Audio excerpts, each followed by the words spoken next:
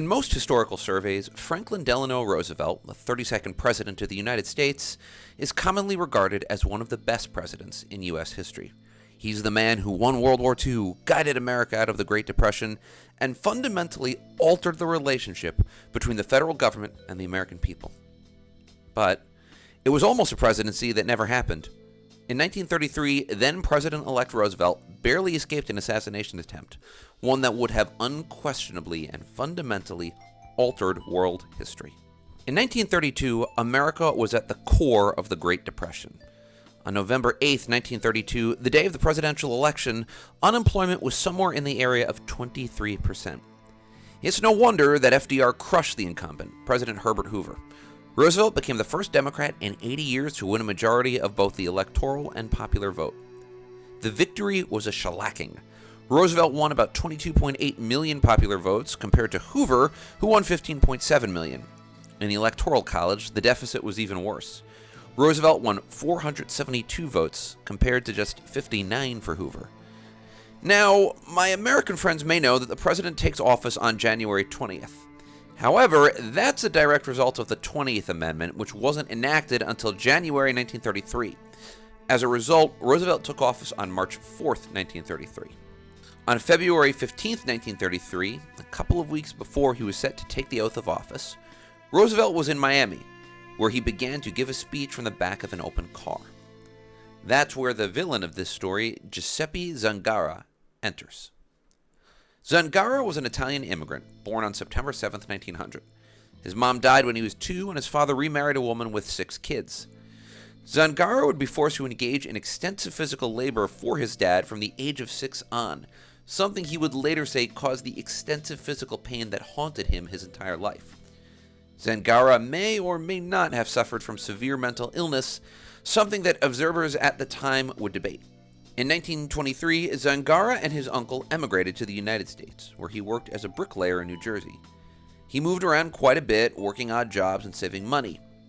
However, like millions of Americans, Zangara had trouble working during the Great Depression and hated President Herbert Hoover.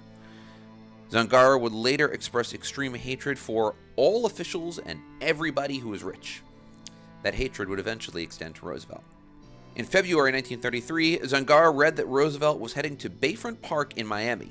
He purchased a .32 caliber U.S. Revolver Company gun for $8. On February 15th, Roosevelt spoke to an assembled crowd in Miami from the back of an open car. His remarks concluded, and Roosevelt spoke to others, including reporters and Anton Cermak, the mayor of Chicago. All the while, Zangara waited. Zangara was short, only about 5 feet or 5 feet 1, and unable to properly see Roosevelt. As such, he couldn't get a clear view of the president-elect, so he stood on a metal chair. While watching Roosevelt, Zangara peered over the shoulder of Lillian Cross, another bystander who came to watch the speech. At 9:35 p.m., Zangara took out his gun, aimed it over Cross's right shoulder, and fired, possibly shouting, "Too many people are starving," just before he fired his gun. Zangara got off only one clean shot, which missed the president-elect. Cross and others grabbed Zangara's right arm. Cross would later say, "My mind grasped the situation in a flash. I said to myself, he's going to kill the president. I caught him by the arm and twisted it up." Cross and others converged around Zangara and prevented him from aiming again.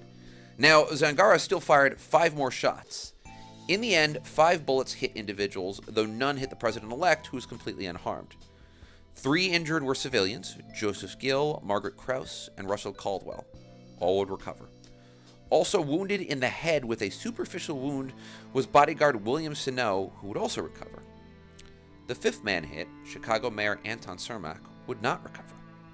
Cermak was in Miami at the time, having traveled to the city to speak with Roosevelt in an effort to seek federal funds. Cermak was hit in the chest, and the bullet entered his lungs. Roosevelt, unhurt, held Cermak in his arms and made sure that his car drove Cermak to the hospital. Roosevelt would later tell reporters that he couldn't find a pulse for Cermak, but that he would find one and that the pulse got stronger during the drive. Roosevelt would stay with Cermak for a time before departing. The press would praise Roosevelt's poise during this obviously stressful time period. Cermak died 19 days after being hit, although he didn't actually die of the bullet wounds. He died of ulcerative colitis, which may have come as a direct result of medical malpractice. While speaking with Roosevelt at the hospital, Cermak famously told the president-elect, quote, "I'm glad it was me, not you." That line is inscribed on his tombstone. Yeah, he didn't actually say that, though. It's a famous quote, one that history has enhanced, but it was first printed in the Chicago Tribune without any actual attribution. No one has found any evidence that Cermak actually said this, and it was probably a made-up story. As for Zangara, he was immediately grabbed, arrested, and charged with attempted murder. He was taken to the Dale County Jail, where he immediately confessed, saying, quote, "I killed kings and presidents first, and next all capitalists." Ew. Zangara immediately pled guilty to 4 counts of attempted murder and was sentenced to 80 years in jail. However, Cermak then died and the situation changed. Zangara was charged with first-degree murder. Zangara pled guilty to that too, demanding that the judge, quote, "put me in the electric chair." And that he was. Cermak spent a mere 10 days on death row and was executed on March 20th, 1933. His final words were, quote, "Push the button, go ahead, push the button." If the bullets had hit and killed the president-elect, you'd be looking at President John Nance Gardner. Gardner was an experienced Texas politician who was Speaker of the United States House of Representatives when Roosevelt tapped him to be his VP nominee. Let's talk about Gardner for a second. John Nance Gardner had been a member of the U.S. House of Representatives for 30 years. He held numerous leadership roles during that time, including most recently Speaker. In 1932, Gardner ran for president, but was unable to secure enough votes to become the Democratic nominee. At the time, so was Roosevelt, so Gardner cut a deal. He threw his support to Roosevelt, and Roosevelt named Gardner his vice presidential nominee. Now, Gardner's views did not completely align with Roosevelt's. He did help the president get much of his New Deal program through Congress. However, there were many aspects of Roosevelt's programs that Gardner opposed, including the Social Security Act, court packing, and Roosevelt's support of intervention in labor strikes. In other words, a Gardner presidency would have been very different than a Roosevelt one.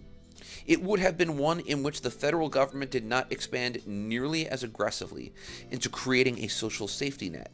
In fact, the two men were so different that their relationship went south, no pun intended, in 1937. Gardner tried to get the presidential nomination in 1940, but knew he had no chance if Roosevelt sought a third term. Roosevelt did just that, and Gardner was out. He left public life and died in 1967.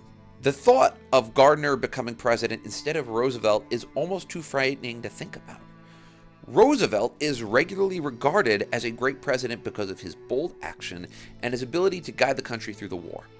It is, as always, impossible to know what would have happened had Roosevelt been assassinated.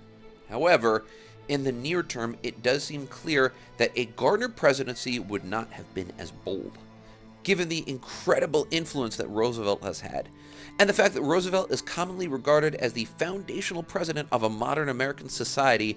It is absolutely safe to say that without Roosevelt, this country would have been a very, very different place. And that is it for this episode of Almost Something. As always, your likes, comments, and thoughts are appreciated, but the most important thing you can do if you like this content is please click that subscribe button. There is nothing more important to a YouTube channel than subscriptions. And on that note, as always, thank you, my friends. I hope you enjoyed this video, and don't let there be any almost in your life. Take care, everybody.